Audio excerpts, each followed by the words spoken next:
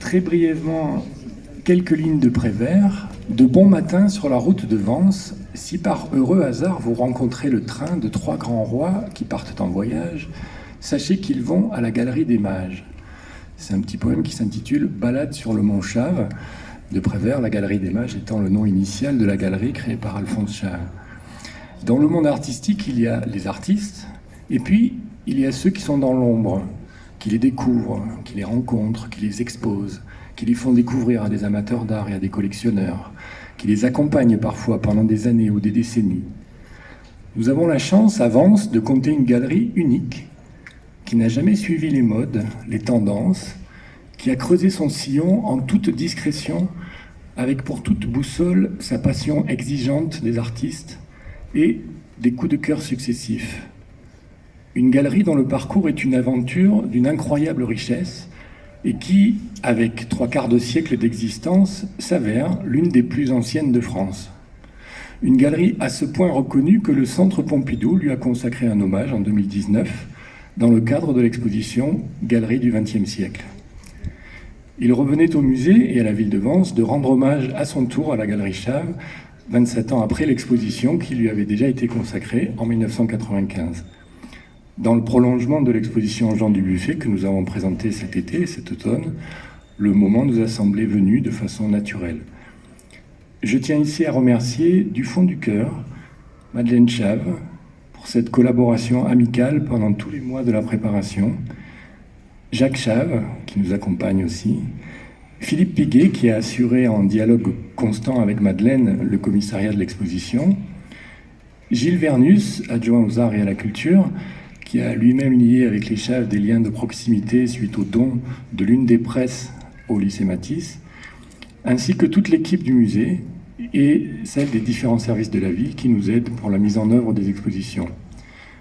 Cette exposition, c'est évidemment un hommage à la figure si importante de Pierre Chave, qui était plus qu'un galeriste, puisqu'il a été également lithographe, éditeur, professeur, mais elle est également un témoignage d'amitié d'un musée envers une galerie bien vivante et active, grâce au formidable travail de Madeleine, dont je salue ici le courage et l'intégrité. Je salue aussi la présence de la famille de Madeleine ce matin, Florence et Chave et son fils, Jérôme Chave, son épouse et ses 2 enfants. Longue vie à la Galerie Chave. Des plus anciennes galeries de l'Hexagone, la 3e. Ce qui est quand même tout à fait remarquable parce qu'elle n'est pas parisienne, et Dieu sait si, moi qui le suis, je sais que ça opère en impact évidemment, mais c'est ça qui est merveilleux, c'est que quand on vient ici, on peut découvrir, grâce au travail qu'a mené tout d'abord Alphonse, que je n'ai pas eu l'honneur de connaître, puis ensuite Pierre, que j'ai rencontré assez souvent, et puis maintenant Madeleine qui a repris le flambeau et qui maintient la flamme, je peux vous assurer, beaucoup plus vive que celle des Jeux Olympiques. En tout cas, j'ai été très heureux de faire cette exposition parce que elle me proposait comme ça de pénétrer dans un espace de temps relativement court, dans un univers, moi qui m'est très important, c'est effectivement, comme le disait encore Jean tout à l'heure, l'univers des galeries, parce que cet écosystème du monde de l'art, il compte, comme il vous l'a dit effectivement, les galeristes et les artistes, faut pas oublier les collectionneurs. Sans quoi, peut-être, on ne serait pas tous ici. En tout cas, c'est un moment de recherche, de travail, de entrer en quelque sorte en symbiose la plus possible et la plus profonde avec une aventure que je connaissais, certes, et je la connaissais depuis longtemps, je ne vous le cache pas. Puis ensuite, 2 salles qui se proposent comme un florilège de ce que peut être une image de la Galerie Chave, sans que ce soit exhaustif, définitif. Vous imaginez bien, 75 ans de passion, c'est long. Et puis, au deuxième étage, vous le verrez, sur 2 salles, tout ce qui est autour du livre illustré, de l'édition, de l'imprimé, qui est quelque chose, moi, personnellement, qui me touche beaucoup. C'est bien pour ça que cette galerie me fascine et me passionne, parce qu'elle sait faire passer cette mesure essentielle dans l'art. Madeleine, 1000 fois merci.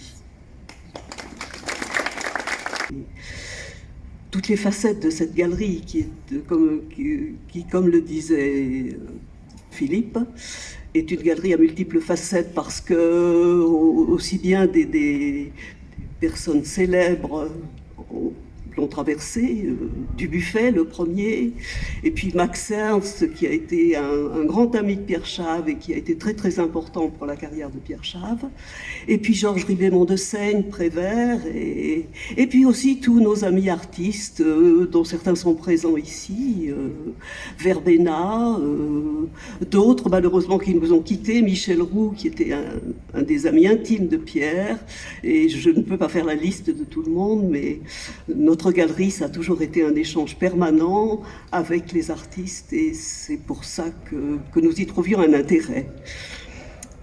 Alors, bon, c'est difficile de faire le résumé de tout cela, de 75 ans, parce que l'histoire avance.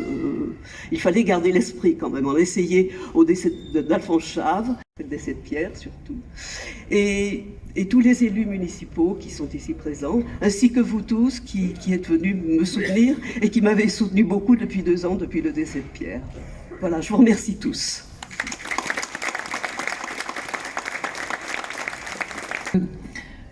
La Galerie Chave est un peu à l'image de Vence, singulière et extraordinairement riche. Et à la fois, la famille Chave est aussi à l'image de cette ville discrète, qui n'est pas dans le bling-bling, mais que les vrais connaisseurs ne manquent pas de visiter quand ils viennent, dans lequel nous sommes par exemple encore ici aujourd'hui. Eh bien, voilà, je trouve que cette Galerie Chave, elle symbolise tout ça, le côté discret, j'allais dire secret un peu aussi, de cette ville et de la culture qui a toujours animé cette ville. Un peu quand même entre nous et entre Vensois, pour beaucoup d'entre vous ici, j'ai été aussi frappée par ce couple extraordinaire qui œuvrait. Hélène est un des piliers de cette galerie et depuis très longtemps. Et que bien sûr, parfois les femmes sont un peu dans l'ombre, mais Madeleine en tout cas démontre depuis 2 ans, avec son extraordinaire résilience, sa capacité à continuer l'œuvre et à œuvrer et à la promouvoir. Christian Estrosi, maire de Nice, président de la métropole Nice-Côte d'Azur, que j'ai l'honneur de représenter aujourd'hui. Anne Satonnet, vice-présidente du conseil départemental, représentant le président Charles Génési. Indiana Poré, qui représente notre député Lionel Tivoli. Gilles Vernus, mon adjoint à la culture, Marc Chex, conseiller municipal pour le patrimoine et les traditions, Jean-Jacques Carry, conseiller municipal pour la culture locale, mesdames et messieurs les élus, Madeleine Chave et les membres de sa famille, dont je remercie chaleureusement de leur présence. C'est remonter la grande histoire de Vence. Héritier d'une famille et d'un père collectionneur, Pierre incarnait l'esprit Chave, une famille militante, une famille pionnière dans l'essor de l'art moderne, mais aussi dans la défense du patrimoine. C'est sur les encouragements de Jean Dubuffet, comme l'a dit Madeleine tout à l'heure, que Pierre Chave ouvre un atelier de lithographie. Cette technique d'impression sur une pierre calcaire qui permet la reproduction en de multiples exemplaires d'une œuvre. Nombreux seront les artistes à venir spécialement à Vence pour recourir à son expertise. Dans son atelier, comme dans la galerie éponyme reconnue dans le monde, Pierre Chave continue à promouvoir les artistes et l'art et à concevoir des éditions remarquables et remarquées. Avec ses tirages et ses précieux catalogues d'exposition, Pierre Chave demeure une figure indissociable de la création contemporaine en terre vensoise, mais bien au-delà. Il a aussi transmis son savoir-faire aux étudiants de la Villa Arsan. La collection Chave, majeure avance, et dans l'histoire artistique, constitue un fonds remarquable d'art contemporain. Plus qu'une exposition, Vence honore une personnalité attachante, l'ami des peintres, le confident des auteurs, le défenseur de la culture, le promoteur de l'art brut. Aujourd'hui, nous ouvrons l'une des plus belles pages de l'histoire artistique de Vence, le fruit de longues années de complicité artistique et intellectuelle qui se sont nouées dans la petite rue Isnard, théâtre d'une effervescente créativité. De Max Ernst à Dubuffet, de Michaud à Roux, Pierre a été l'infatigable défenseur d'un art éloigné des lignes académiques, sachant prendre des risques pour servir et encourager des nouveaux langages d'expression. En laissant à notre ville et au monde de l'art un héritage inestimable pour les futures générations, Pierre Chave a placé la ville de Vence dans la grande histoire de l'art. Merci Monsieur Chave, merci à sa famille.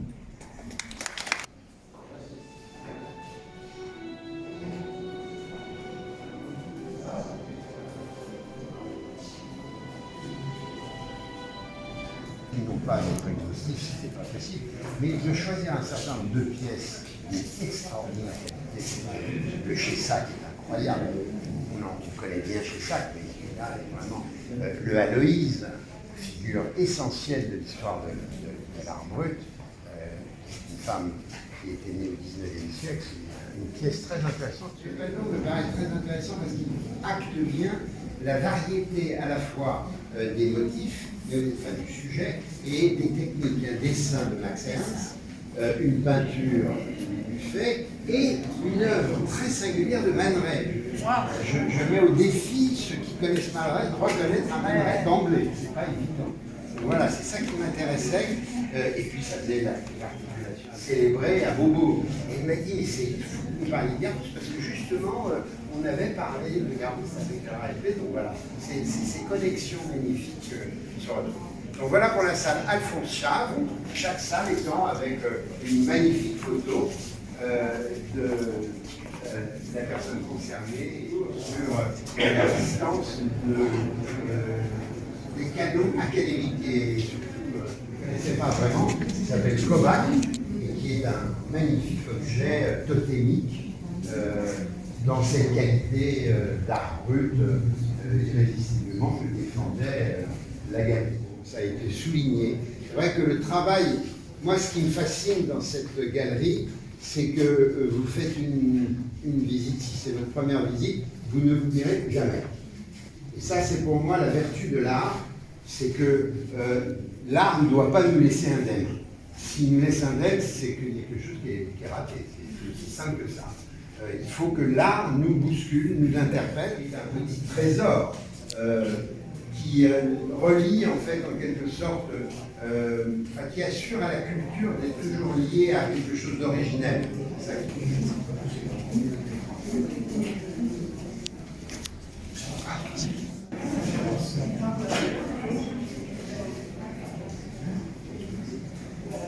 Travail à l'encre de Cornet qui est plein de myriades. Enfin, moi je ne peux pas m'empêcher de penser à Klimt quand je vois cette œuvre, tellement elle est riche de couleurs, riche de symboles. Sur le mur, on trouve Georges Bru, qui est un artiste toujours actif et qui fait un travail. Et là, c'est absolument magnifique, comme il est effectif. C'est une figure de Ève, comme vous l'avez peut-être lu ou repéré immédiatement, très très belle. Et vous voyez ce matériau du liège. Il y a une formule que j'aime beaucoup sortir, et je ne vais pas m'en priver.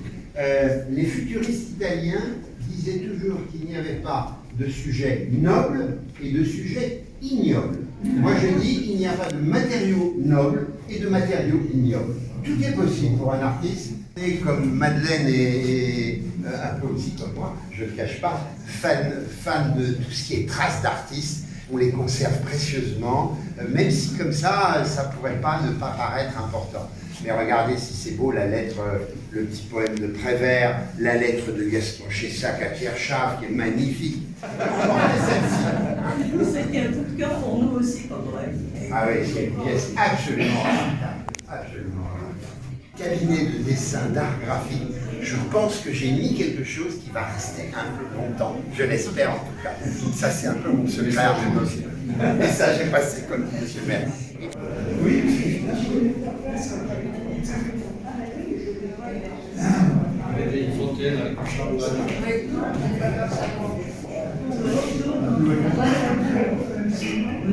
Production d'une image qui appartient au genre de l'estampe et technique dont Pierre était véritablement un maître complet puisque Max Ernst lui avait confié notamment l'essentialité de sa production d'estampes. Disparu il y a 2 ans, comme on l'a dit. Donc le travail de l'édition, c'est quelque chose qui tient à cœur Pierre Charles. Alors, le contexte de cette exposition ne met pas évidemment en lumière toute la richesse d'invention que Pierre avait dans le travail de complicité qu'il entretenait avec les enfants. Nous ne sommes que des grands enfants, et bien encore déjà aussi âgés. Dans cette vitrine, j'ai réuni trois livres. Alors, l'un de Georges Rimbaud de Seigne, donc il faut encore et à nouveau dire l'importance de son rôle dans la relation d'amitié qu'il a eue avec Alphonse, et l'image, si vous voulez, de ce travail. Et puis de Laureau, c'est Georges Laureau, excusez-moi, j'étais perdu. La sculpture de Verbenna ici que j'ai choisie parce qu'elle s'ouvre et se ferme comme un livre, évidemment.